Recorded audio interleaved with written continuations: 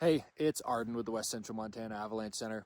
I'm out here in the Rattlesnake today on Wednesday, and the primary goal for this field day was really to head up to the .6 weather station and clear it off, get the rime off of it so that we can get our wind data back in action. But while I'm out here, I'm also taking a look at conditions, and I found that there's around 3 or 4 inches of new and recent snow that's being blown around, especially at upper elevations, by the wind.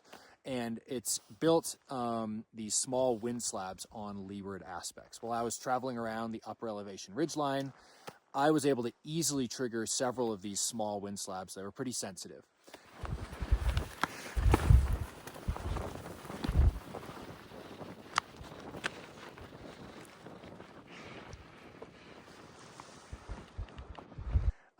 Now, although they are pretty small, remember that depending on the terrain, even small avalanches can be consequential. And with more snow and wind in the forecast, these wind slabs could grow larger as well.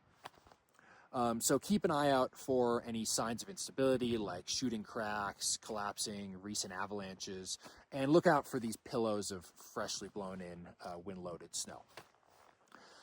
Additionally, I just dug this pit here on a northeast aspect at about 7,800 feet, and I'm trying to take a look at the snowpack and the weak layers that we have buried in the snowpack. And generally I'm finding that the snowpack is healing, and really this persistent slab problem that we've been dealing with has transitioned to the point where it's unlikely for you to trigger an avalanche on these buried weak layers. In this spot though, you can still see that there is this weaker, sugary snow that's buried underneath this slab. And that snow has been healing, it's rounding, and I didn't get any results in extended column tests, but I just did a propagation saw test here, which did show an unstable result. It propagated all the way across the column before the saw was 50% of the way across the column. So there's still these isolated spots where you may still be able to trigger an avalanche on buried weak layers, especially in shallower spots like convex rollovers near rocks, that kind of thing. So it could still be worth digging down and looking for poor snowpack structure before you commit to avalanche terrain.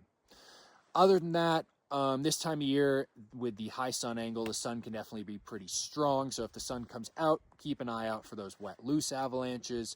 Additionally, with there being overhanging cornices and glide cracks opening up, with both of those, just avoid traveling underneath them, especially when the sun's out or the temperatures are warm. With that, ski and ride safe.